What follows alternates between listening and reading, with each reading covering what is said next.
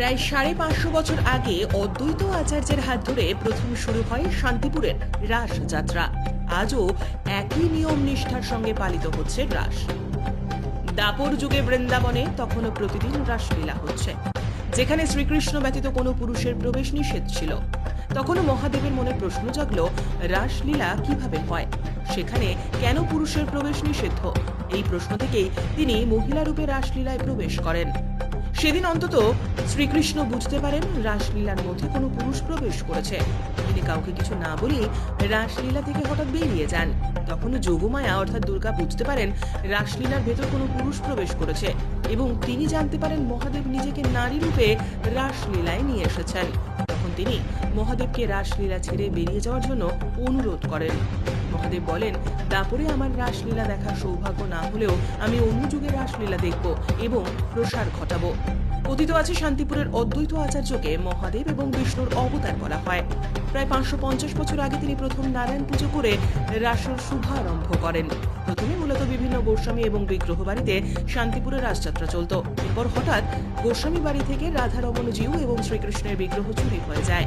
অদ্বৈত আচার্যের পৌত্র মথুরেশ গোস্বামী বাংলাদেশের যশোর থেকে পুনরায় সেই মূর্তি উদ্ধার করে নিয়ে আসেন। গোস্বামী বাড়ির পরবর্তী বংশধরেরা আলোচনা করে সিদ্ধান্ত নেন, যেহেতু শ্রীকৃষ্ণ একাই মন্দিরে আছেন, তাকে যুগল রূপে পূজা করতে হবে। এরপরে রাধারানীকে স্থাপন করার উদ্দেশ্যে বৈষ্ণবদের মতামত নিয়ে একটি ভালো দিন দেখে রাধারানী বিগ্রহ স্থাপন করা হয়। আর সেদিন থেকেই পূজিত হয়ে আসছেন শান্তিপুরের রাসযাত্রা উপলক্ষে এই ঈশ্বর।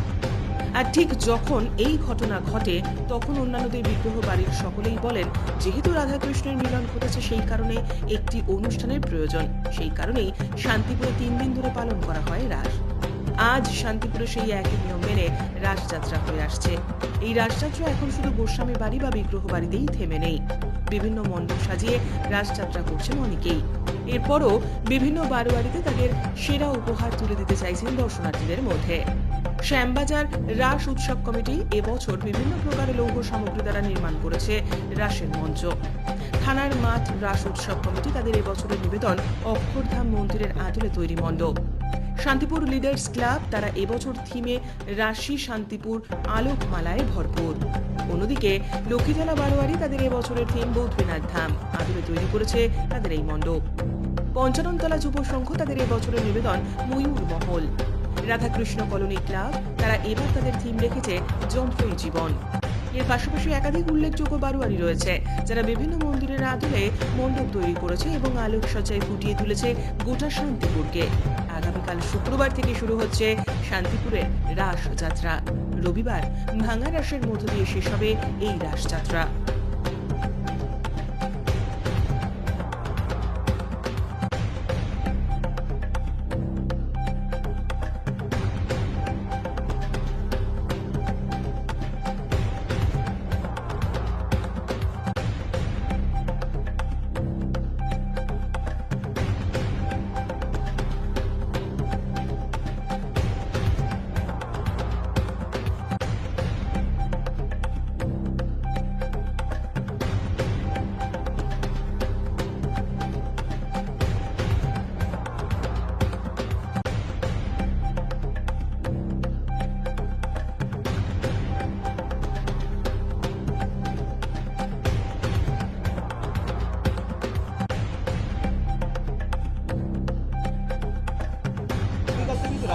ঐতিহ্যবাহী গৌরবশ্রী বাড়ি বা এবছর কতটা প্রস্তুতি এবং যারা দর্শনার্থী কত মানুষের বললাম। এবছর রাসের একটা বিশেষ আনন্দের ব্যাপার হচ্ছে, এবছর রাস শুক্র শনি রবি। আমরা এক্সপেক্ট করছি অন্যান্য বারের তুলনায় 2 গুণ বা 3 গুণ মানুষ আসবে। সংখ্যাটা হাতে গুণে বলা খুবই কঠিন। এইটা একটা বিশাল বড় আমাদের কাছে চ্যালেঞ্জও বটে, কেননা আমাদের গোস্বামী বাড়িগুলোর ক্ষেত্রে আমরা তো প্রচুর সংখ্যক সাধারণ মানুষকে নিয়ে যেতে পারি না, আমাদের বাড়ির সেবায়িতরা মিলে রাসটাকে মেনটেন করেন। সেই দিক দিয়ে আমাদের বিষয়ে এটা আমরা চেষ্টা করব যতটা সম্ভব সুশৃঙ্খলভাবে মানুষকে তাদের ব্যবস্থা করে দেওয়া যায়, থাকার ব্যবস্থা করে দেওয়া যায়। আর আশা করছি বড় গোস্বামী বাড়ির প্রতিবার এক অনন্য নাম রাখে এবং এই বিগ্রহ থেকে কিন্তু রাসের একেবারে সূচনা করা হয়। হ্যাঁ, বিগ্রহ সামনে আসার কত বছরে পড়লো এবং এই পুজোর ইতিহাস কি এবং কি এই পুজো প্রথম এই রাসযাত্রায় সামনে এনেছিল দর্শনার্থী? শান্তিপুরের রাস পুরো রাসটাকেই আমরা ভাঙা রাস বলি। আমাদের একটা প্রথম ভুল ধারণা ভেঙে দিই, ভাঙা রাস শুধু শোভাযাত্রা নয়, গোটা শান্তিপুরের রাসটা ভাঙা রাস। দেখুন, রাসলীলা বৈষ্ণবদের একটা মূল উৎসব, বহু বছর ধরে চলে আসছে, কিন্তু আমরা যতদূর তথ্য পেয়েছি বড় গোস্বামী বাড়ির মূল প্রতিষ্ঠাতা মথুরেশ গোস্বামী আজ থেকে 350 বা 400 বছর আগে আনুমানিক প্রথম এই রাস যাত্রার সূচনা করেন। তিনি এই রাস সূচনা করেন আমাদের বাড়ির যে মূল শোভিত বিগ্রহ রাধারমণ, যার নাম অতীতে ছিল দোল গোবিন্দ, সেই মূর্তি একবার চুরি হয়ে যায়। তারপরে বাড়ির জ্যেষ্ঠ বধূরা বিভিন্নভাবে ব্রত করে, কাত্যায়নী ব্রত করে সেই দোল গোবিন্দকে ফিরে পান এবং তার পুনর্নামকরণ হয় রাধারমণ। এবং তার সঙ্গে যেহেতু যুগলে থাকাটা সব গোস্বামী বাড়ির রীতি, আমাদের শ্রীমতীকে এনে দুজনের মিলন ঘটানো হয়। আমরা মনে করি এটা রাধারমণ এবং শ্রীমতীর লৌকিক বিবাহ, এবং সেই বিবাহের তৃতীয় দিন সারা নগরবাসীকে দেখানো হয় যে আমাদের বাড়ির নতুন বধূরূপে শ্রীমতী এসছেন।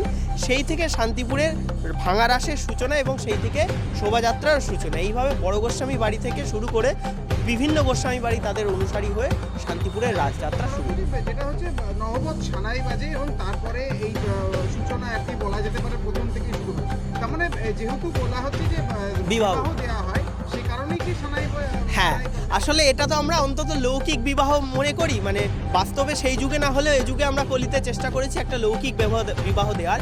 এই কনসেপ্টে আমাদের নহবত ছানায় আসে এবং তৃতীয় দিন বধূ পরিচিতির এই ধারণাটাকে মাথায় রেখে সারা নগর ভ্রমণ হয়। কুঞ্জভঙ্গের কি নিয়ম রয়েছে এবং এই যে কুঞ্জভঙ্গের মাধ্যমে দেখা যায় যে বহু গোস্বামী বাড়ির যারা সুসন্তান রয়েছেন, যারা পুরনো দিনের যারা বয়স্করা রয়েছেন, বা শান্তিপুরবাসীর যারা সব থেকে বড় কথা যারা ব্রাহ্মণ দীক্ষিত, তারা বিগ্রহ নিয়ে নাচানাচি করেন, সেটাও কিন্তু দেখা যায়। কুঞ্জভঙ্গটা ইউনিক একটা অনুষ্ঠান, যেটা বোধহয় আমার মনে হয় সারা বিশ্বে কোথাও হয় না এইরকমভাবে। আমাদের কুঞ্জভঙ্গের মূল কনসেপ্টটা হচ্ছে 3 দিন তো রাসমঞ্চে ঠাকুর থাকলেন, তারপর ঠাকুর ফিরবেন তার মূল মন্দিরে। এই মূল মন্দিরে তাকে একটু আনন্দ দিয়ে নাচিয়ে নাচিয়ে ঘরে ফেরানো, এই কনসেপ্টটা থেকে কুঞ্জের ভঙ্গ ভেঙে যাচ্ছে, রাসকুঞ্জ ভেঙে গিয়ে তাকে নাচিয়ে নেওয়া হচ্ছে। স্বভাবত ওই রাধারমণ বা অন্যান্য বিগ্রহকে গোস্বামী বাড়ির পবিত্র যারা বংশধর তারা ছাড়া কেউ ছোঁয়াটা কিছুটা আমরা মনে করি যে তার একটা গুরুত্বপূর্ণতা রয়েছে, বাড়ির একটা ইতিহাস রয়েছে, তাই ওই দিনটাকে গুরুত্ব দিয়ে বিশেষভাবে আমরা এবছরও সেটা করছি, চলছে।